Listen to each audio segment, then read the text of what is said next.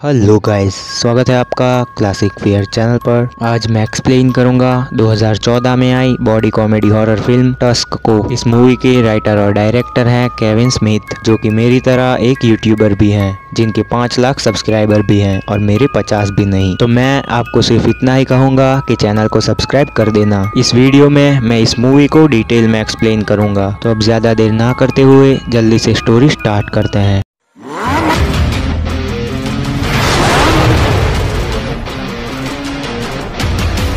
Movie के start में हम देखते हैं दो ब्रॉडकास्टर को, वॉलस और टेडी को, जिनके ब्रॉडकास्ट का नाम है नॉट सी पार्टी। इनके ब्रॉडकास्ट में ये दोनों वायरल वीडियो ढूंढकर उसका मजाक उड़ाते हैं और इनका काम काफी अच्छा चल रहा है और ये दोनों ही काफी फेमस हैं। फिलहाल इनके पास एक मजेदार वीडियो है जिसमें एक बच्चे ने स्टंट के चक्कर में अपने खुद की टांग उड़ा दी, इसलिए उस बच्चे का नाम पड़ गया द किल बिल किड। ये वीडियो उन्हें हद से ज्यादा फनी लग रही है क्योंकि ये वीडियो काफी वायरल है और मजाक उड़ाना इनका काम ही है। वॉयलस अपनी ब्रॉडकास्ट में कहता है कि इतना फेम मिले तो मुझे भी अपनी टांग नहीं चाहिए, और इस वीडियो के थ्रू वो अपना फायदा देख रहा था, इसीलिए वो जाएगा कनाडा उस बच्चे से मिलने ताकि इन दोनों को और कंटेंट मिल सके। वो कनाडा पहुंच गया और उसे पता चलता है कि उस बच्चे ने सुसाइड कर लिया। उस बच्चे का काफी ज्यादा मजाक बन रहा था जो उससे बर्दाश्त नहीं हुआ, और वॉयलस भी यहाँ पर आया था उसका मजाक बनाने। लेकिन वॉयलस को अब दुख हो रहा था उस बच्चे के मरने का नहीं, बल्कि उस बात का कि उसका टाइम भी वेस्ट हुआ और पैसा भी, और उसे कोई कंटेंट नहीं मिला। एक बार में जाकर उसने ये बात टेडी को भी बता दी। उस बार का टॉयलेट यूज करते वक्त वॉयलेस की नजर पड़ती है एक नोट पर, और उस नोट पर लिखा था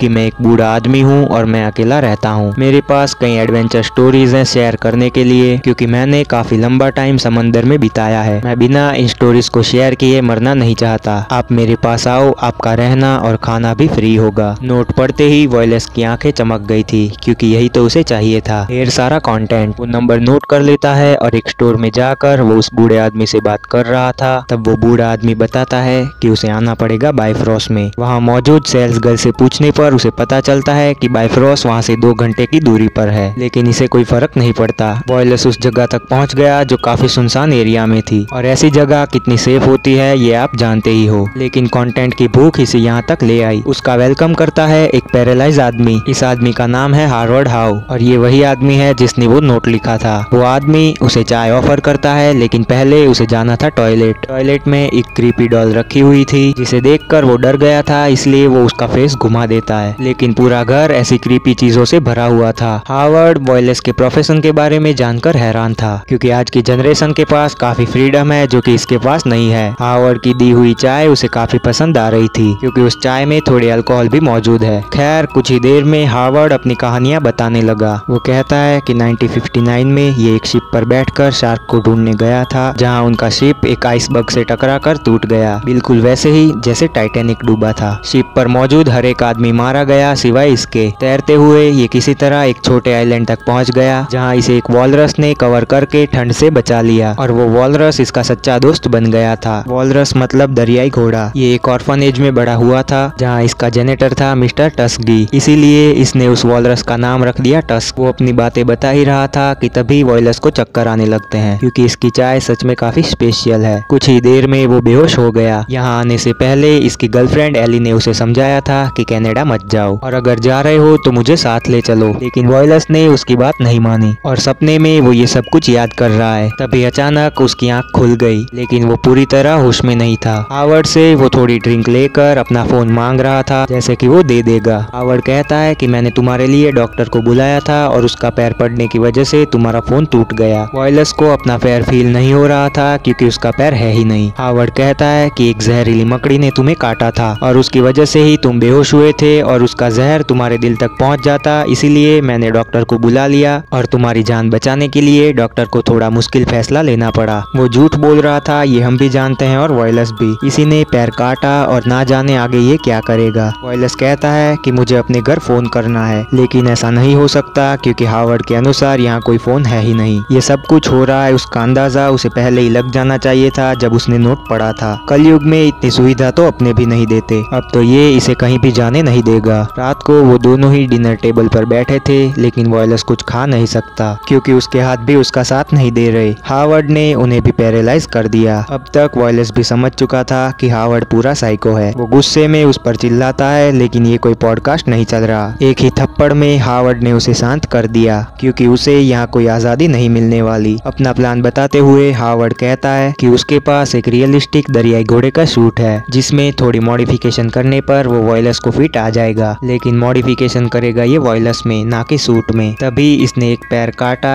क्योंकि दरियाई घोड़े चलते नहीं बल्कि रेंगते हैं, और ध्यान रहे कि वो बोलते भी नहीं। अब हावर्ड पूरी तरह मेक श्योर करेगा कि ना तो ये बोल पाए और ना ही अपने हाथ पैर हिला पाए, बिल्कुल दरियाई घोड़े की तरह। हावर्ड इसकी अच्छी खासी सर्जरी करेगा क्योंकि ये इंसान वाला कोई भी काम नहीं कर पाए, जो कि ये पहले भी नहीं कर रहा था। अब डर के मारे वो बुरी तरह चिल्ला रहा था और उसके साथ हावर्ड भी चिल्ला रहा था क्योंकि इस इलाके में उन्हें सुनने वाला कोई भी नहीं। एक और पर्सन रो रहा था जिसका नाम है एली, क्योंकि वॉयलस उसे चीट कर रहा था। इसे लग रहा है कि वो किसी और के साथ भाग गया और इस मौके का फायदा उठा रहा है वॉयलस का बेस्ट फ्रेंड टेडी। वो एक बार फिर से वॉयलस को कॉल करती है और फोन की रिंग सुनकर वॉयलस भी जाग गया। वो जल्दी से फोन के पास जाता है क्योंकि उसके हाथ अभी भी काम कर रहे हैं, लेकिन तब तक एली फोन छोड़कर वहाँ से चली गई थी। वो दोबारा कॉल करता है लेकिन फोन था वाइब्रेशन मोड पर। तब वो काफी डरा हुआ वॉइस मैसेज करता है क्योंकि उसे डर था कि एली उसकी बात को मजाक ना समझे। जितना एक्यूरेट एड्रेस वो दे सकता था उसने दे दिया, और इसके बाद वो कॉल करता है टेडी के पास क्योंकि ये नहीं जानता कि वो दोनों साथ हैं। अब टेडी को तो गोल्डन चांस मिल रहा था, इसीलिए वो उसका कॉल नहीं उठाता क्योंकि एली को संभाल कर उसका अच्छा खासा काम बन रहा है। वॉयलस उसके लिए भी मैसेज रिकॉर्ड कर रहा था कि तभी हावर्ड पीछे से उसके सर में डंडा मारकर उसे रोक देता है। हावर्ड के मुताबिक उसकी जिंदगी अब खत्म है, या तो ये दरियाई घोड़ा बनेगा या तो कुछ भी नहीं। खैर अगली सुबह एली को उसका मैसेज मिल गया, इसीलिए वो भी जल्दी से काम पर लग गई। उधर हावर्ड ने चीराफाड़ी शुरू कर दी थी जिसकी प्लानिंग वो न जाने कितने टाइम से कर रहा था। ये उसके हाथों को बॉडी के साथ ऐसे सिल देगा जैसे होते हैं वॉलरस के, ताकि वॉलरस की तरह ये रेंगने के काम आ सके। काम जारी रखते हुए वो अपने बारे में बता रहा था कि इसके पेरेंट्स 10 साल की उम्र में उसे मॉन्टेरियल ले आए, जो कि काफी अच्छी बात थी, लेकिन कुछ ही दिनों में इसके पेरेंट्स का मर्डर हो गया। तब ये बन गया एक डुप्लेसिस ऑर्फन, जो कि ऐसे बच्चे थे जिन्हें सरकार ने मेंटली इविल बताकर रिहैब्स में छोड़ दिया। अब वहाँ उसे बहुत बुरी तरह टॉर्चर होना पड़ा। 5 सालों तक इसका मेंटली और फिजिकल अब्यूज हुआ। वहाँ तंग आकर वो एक दिन बोट में बैठकर कनाडा से बाहर निकल गया। फिलहाल इन्हीं बातों में इसने वॉलरस की दूसरी टांग भी काट दी, साथ में हाथों को भी सिल दिया। यहाँ टेडी और एली भी कनाडा के लिए निकल गए थे और उन्होंने पुलिस को भी इन्फॉर्म कर दिया था। खैर इधर एक्सपेरिमेंट सफल रहा। वॉयलस को उसने फिजिकली दरियाई घोड़ा बना दिया, लेकिन मेंटली ऐसा करना आसान नहीं होगा। अब वॉयलस दरियाई घोड़े के सूट में कैद है, जो कि बना है इंसान की स्किन से, और इस स्किन के लिए हावर्ड ने कई इंसानों को मारा होगा। इसके जो टस्क हैं यानी कि दांत, इसको हावर्ड ने बनाया है वॉयलस की कटी हुई टांगों की हड्डी से। वॉयलस काफी गुस्सा था, लेकिन ये कुछ भी बोल नहीं सकता क्योंकि हावर्ड ने इसकी जीभ भी काट दी। वो गुर्राने के अलावा कुछ भी नहीं कर सकता,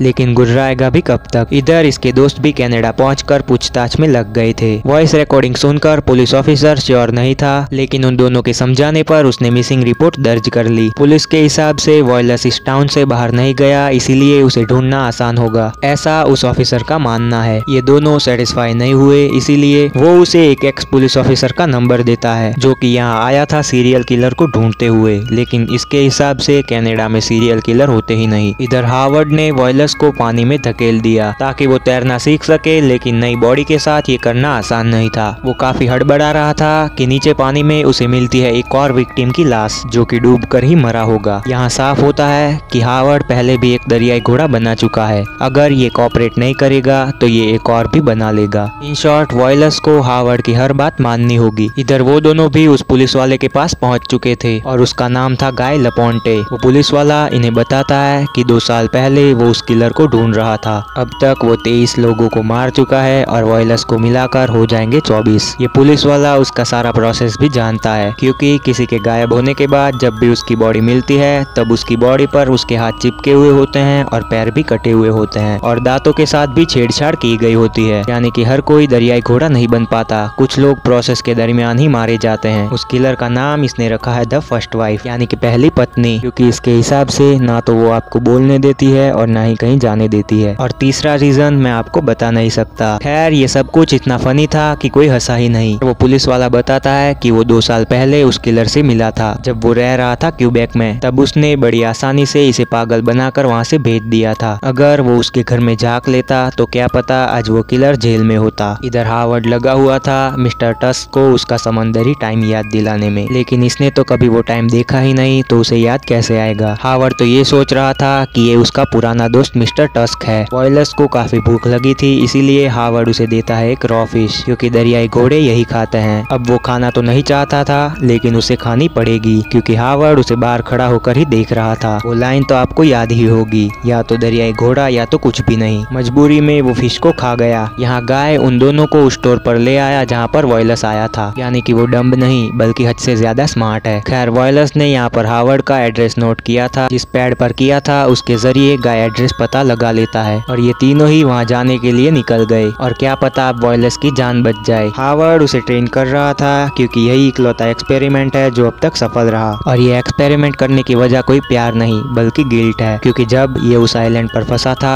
तब मिस्टर टस्क ने इसकी जान बचाई, लेकिन इसने उसे उल्टा मारकर खा लिया क्योंकि खाना वहाँ पर था नहीं। और बदकिस्मती से मिस्टर टस्क को मारने के बाद कुछ ही घंटों में वहाँ पर एक शिप आ गया था और इसे रेस्क्यू कर लिया गया था। अगर वो कुछ देर अपनी भूख को शांत कर लेता तो मिस्टर टस्क अभी जिंदा होता। बस यही गिल्ट इसे जीने नहीं देती। इसने एक बेजुबान को मार डाला था, उसे फाइट बैक करने का मौका नहीं मिला था, इसीलिए अब ये वॉयलस को मौका देगा। वो वॉयलस को पानी में डुबाकर आखिरी वार्म अप देता है क्योंकि अब फाइट होगी। अब वॉयलस को मौका देकर ये अपना गिल्ट दूर करना चाहता है। अब वॉयलस चाहे तो इसे मार सकता है, वरना ये तो इसे मार ही देगा। हावर्ड भी एक दरियाई घोड़े का सूट पहनकर उससे भिड़ गया और यहाँ एक क्रेजी फाइट चलती है नकली दरियाई घोड़ों की। और इंस्पिरेशन के लिए पीछे क्लिप भी चल रही थी। यहाँ नदी में गिरी वॉयलस की कार उन तीनों को दिख गई, इसलिए तीनों गन लेकर उस घर तक पहुँच गए। चारों तरफ चीखें गूंज रही थी क्योंकि फाइट अभी भी जारी है। हावर्ड कहता है कि तुम बाकियों के मुकाबले ज्यादा लड़े क्योंकि तुम्हारी जीने की इच्छा जाग गई। तुम्हारा बस चले तो तुम मुझे मार दोगे, इसीलिए अब ये रिस्क नहीं लेगा। रूल्स तोड़कर वो सूट से बाहर आ गया, लेकिन वॉयलस अपने टस्क यानी दांतों की मदद से उसे गिराकर उसके पेट पर कई बार हमला करता है, जिससे वो वहीं पर मर गया। यहाँ आप वॉयलस का गुस्सा भी देख सकते हो। ये सचमुच एक दरियाई घोड़ा बन गया, यानी कि ऐसे नहीं तो वैसे,